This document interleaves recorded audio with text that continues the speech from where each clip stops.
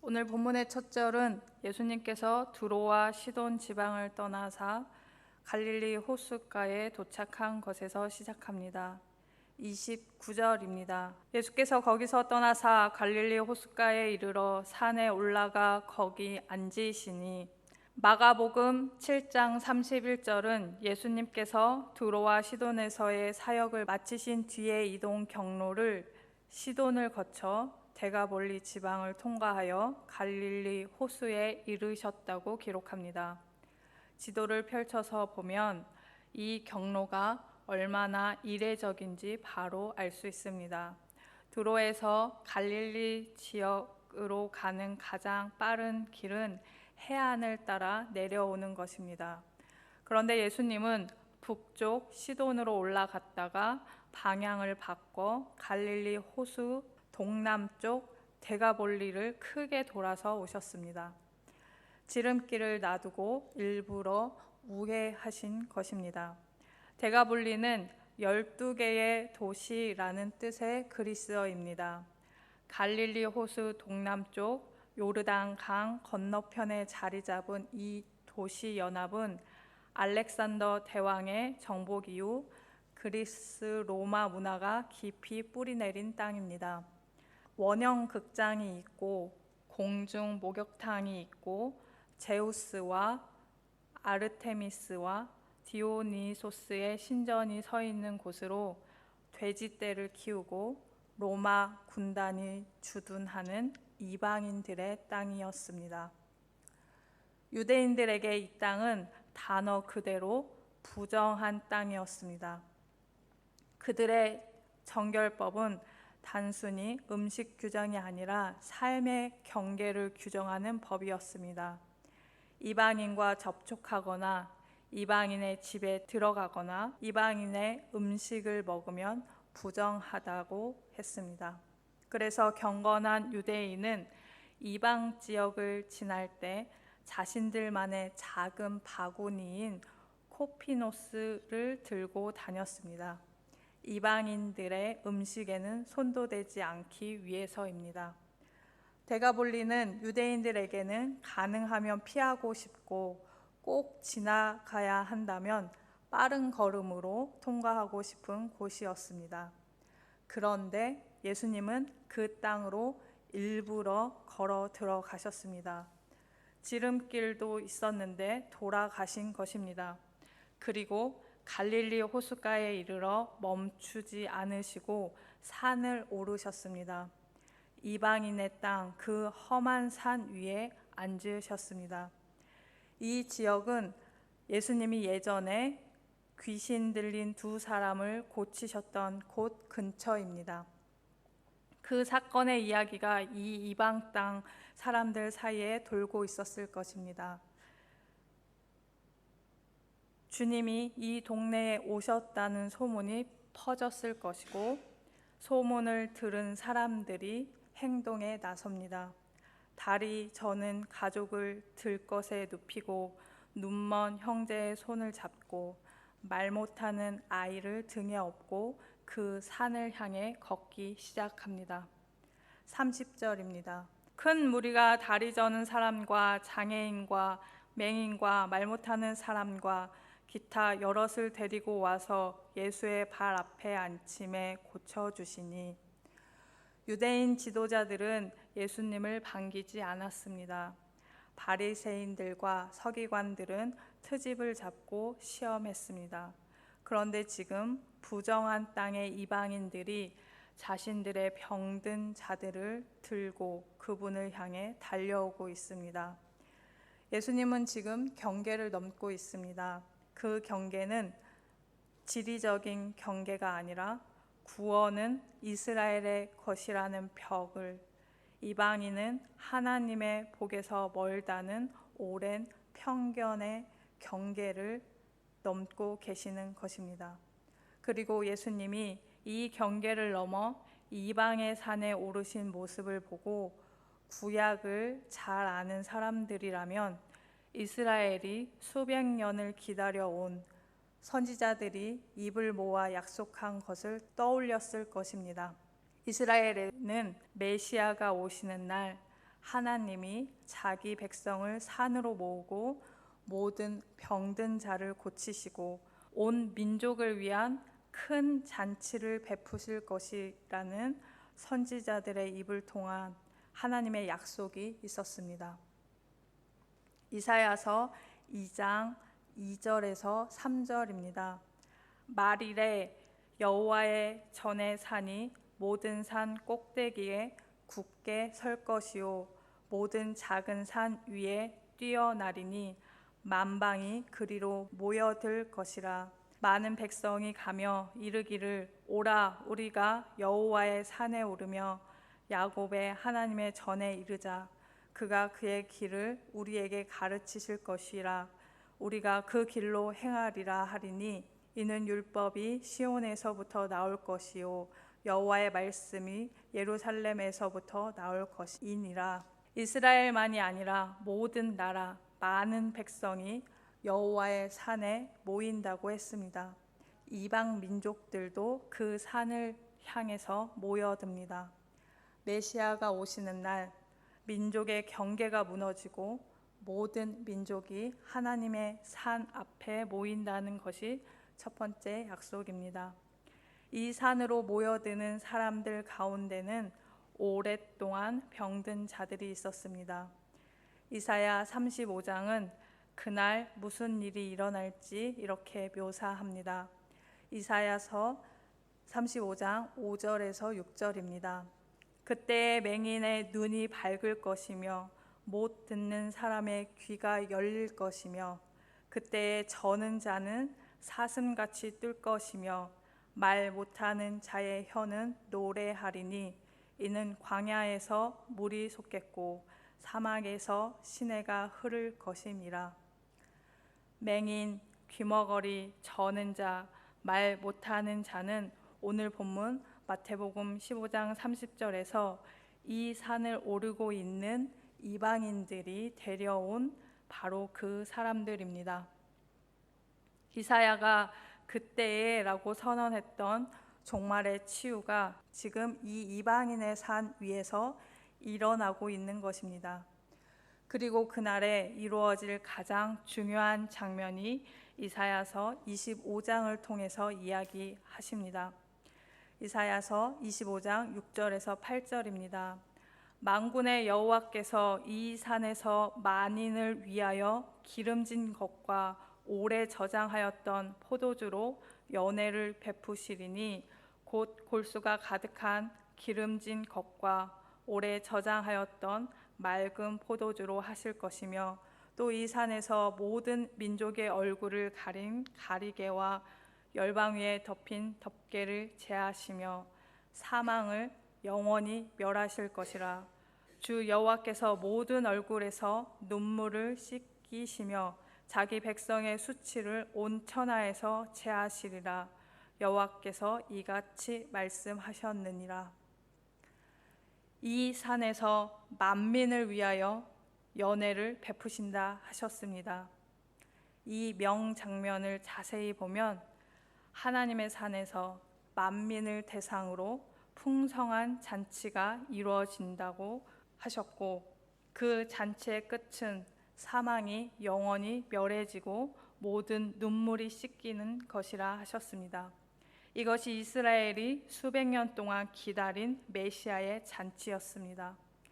예수님께서는 이방의 땅 데가볼리 코피노스를 들고 빠르게 통과해야 할 그 부정한 땅, 그 험한 산 위에 앉아 계십니다. 그리고 이방인들이 맹인, 저는 자, 말 못하는 자, 장애인들을 들것에 싣고 등에 업고 손을 잡고 산을 오르고 있습니다. 이사야가 선언한 그림이 지금 눈앞에 펼쳐지고 있는 것입니다. 이스라엘이 그렇게 기다려온 그 장면입니다. 메시아가 산에 앉으시고 모든 민족이 모여들고 병든 자들이 고침을 받는 그 장면이 놀랍게도 예루살렘의 시온산이 아니라 이방인의 이 산에서 벌어지고 있는 것입니다. 이사야가 약속한 잔치는 처음부터 만민을 위한 것이었기 때문에 예수님께서 일부러 부정한 땅으로 걸어오신 것입니다. 30절을 다시 한번 보겠습니다. 큰 무리가 다리 저는 사람과 장애인과 맹인과 말 못하는 사람과 기타 여럿을 데리고 와서 예수의 발 앞에 앉힘에 고쳐주시니, 헬라어 원문에서 두었다는 단어는 미완료형으로 쓰여 있습니다. 한 번에 다 온 것이 아니라 계속해서 끊임없이 누군가가 또 누군가를 데려오고 그 다음에 또 누군가를 데려온 것입니다. 들것에 실려온 사람들, 등에 업혀온 사람들, 막대기의 의지에 겨우 걸어온 사람들, 그리고 그들을 데려온 이방인 가족들과 이웃들, 그들은 예수님이 어떤 분이신지 신학적으로 정확히 알지 못했습니다. 하지만 소문을 들었고 그 소문에 매달렸습니다. 그리고 자신들이 사랑하는 사람들을 예수님 발 앞에 내려놓았습니다. 발 앞에 내려놓는다는 것은 항복의 자세이자 간청의 자세입니다. 다른 방법이 없습니다. 당신만이 유일한 희망입니다. 라는 마음이 이 행동 안에 담겨 있는 것입니다. 예수님은 그들을 한 사람도 그냥 돌려보내지 않으시고 찾아온 병자들을 모두 고쳐주셨습니다. 치유가 일어나자 지켜보던 무리들은 31절에 기록된 것처럼 반응했습니다. 31절입니다. 말 못하는 사람이 말하고 장애인이 운전하게 되고 다리 저는 사람이 걸으며 맹인이 보는 것을 무리가 보고 놀랍게 여겨 이스라엘의 하나님께 영광을 돌리니라. 신약 성경 전체에서 이스라엘의 하나님이라는 표현이 이렇게 사용된 것은 이 본문이 유일합니다. 이 표현을 외친 사람들이 이방인이라는 것이 학자들의 공통된 견해입니다. 당시 이스라엘의 종교 지도자들은 예수님의 기적을 보고 바알세불의 힘이라고 했습니다. 그런데 지금 이 부정한 땅의 이방인들이 예수님의 기적 앞에서 이스라엘의 하나님께 영광을 돌리고 있습니다.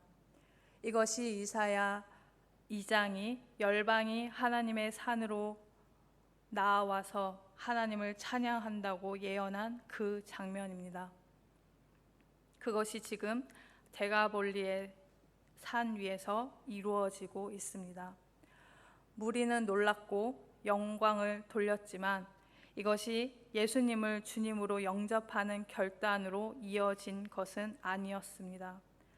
기적에 감동한 군중은 많았지만 모든 것을 버리고 예수님을 따른 제자는 적었습니다. 기적을 경험하는 것과 예수님을 메시아로 영접하는 것은 다릅니다. 우리도 이것을 구분해서 기적을 경험한 것에서 멈추면 안 될 것입니다. 기적이 일어난 후에도 사람들은 흩어지지 않았고 예수님 곁에 계속 머물렀습니다. 가르침을 듣고 또 병자를 데려오고 함께 앉아 있었습니다. 그렇게 하루가 지나고 이틀이 지나고 사흘째가 되던 날 예수님이 제자들을 불렀습니다. 32절입니다. 예수께서 제자들을 불러 이르시되 내가 무리를 불쌍히 여기노라. 그들이 나와 함께 있은지 이미 사흘임에 먹을 것이 없도다. 길에서 기진할까 하여 굶겨보내지 못하겠노라. 여기에서 불쌍히 여기다의 헬라어는 창자가 뒤집힐 것 같은 깊은 긍휼을 의미합니다. 예수님께서 계산하시고 능력을 보여주시려고 하신 것이 아닙니다. 배고픈 사람들이 길에서 쓰러질까 봐 마음이 아파서 그 마음에서 기적을 행하신 것입니다. 그런데 예수님의 말씀을 들은 제자들의 반응은 여전합니다. 33절입니다. 제자들이 이르되 광야에 있어 우리가 어디에서 이런 무리가 배부를 만큼 떡을 얻으리이까. 이 제자들은 불과 얼마 전에 오병이어의 기적을 직접 목격했던 사람들입니다.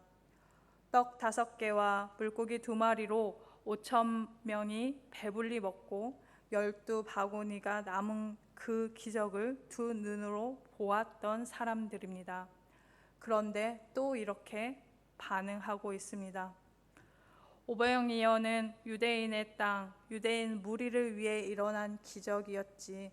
지금 우리는 이방인의 땅에 있는데 그런 기적이 또 일어날 리 없어 라고 제자들이 생각했을 것이라고 주석가들은 분석합니다. 제자들의 편견이 믿음을 막고 있었습니다. 하나님의 공급은 이스라엘 땅에만 해당된다고 자신도 모르는 사이에 경계를 그어놓은 것입니다. 마태복음 14장에서 예수님이 이미 한번 행하신 기적, 오병이어로 5,000명을 먹이신 기적입니다. 어떤 학자는 이 두 기적이 사실 같은 사건을 2번 쓴 것이라고 주장합니다. 하지만 두 기적을 나란히 놓고 찬찬히 들여보면 겉모습은 비슷해도 핵심 내용이 전혀 다른 이야기임을 알게 됩니다. 먼저 장소가 다릅니다. 오병이어는 갈릴리 유대인의 땅에서 일어났습니다. 칠병이어는 데가볼리 이방인의 땅에서 일어났습니다. 그리고 오병이어는 유대인 무리를 향해서 일어난 일이었고 칠병이어는 이방인 무리를 향해서 일어난 일입니다. 또 오병이어는 제자들이 먼저 문제를 제기했지만 칠병이어는 예수님이 먼저 나서셔서 사흘 동안 함께한 무리가 배고프다는 것을 묻기도 전에 이야기하십니다. 그런데 이 2가지 기적의 결정적인 차이는 규모나 장소가 아니라 기적이 끝난 후 남은 것을 담은 그릇에 있습니다. 이 그릇이 두 기적의 의미를 완전히 다르게 만듭니다. 오병이어에서 남은 것을 담은 바구니는 코피노스였습니다. 코피노스는 당시 유대인들이 이방 지역을 지나갈 때 자신들만의 음식을 따로 담아 다니던 작은 여행용 바구니입니다. 이방인의 음식에는 절대 손을 대지 않겠다는 다짐이 담긴 바구니, 유대인의 정체성 그 자체를 상징하는 물건이었습니다. 그리고 그 코피노스가 12개 남았습니다. 12은 이스라엘의 12지파를 가리키는 바로 그 숫자입니다. 유대인의 바구니에 이스라엘의 수로 오병이어가 전하는 메시지는 예수님은 이스라엘을 위한 메시아이시다. 이스라엘의 12지파를 넉넉히 먹이고 남으실 분이시다 라는 것입니다.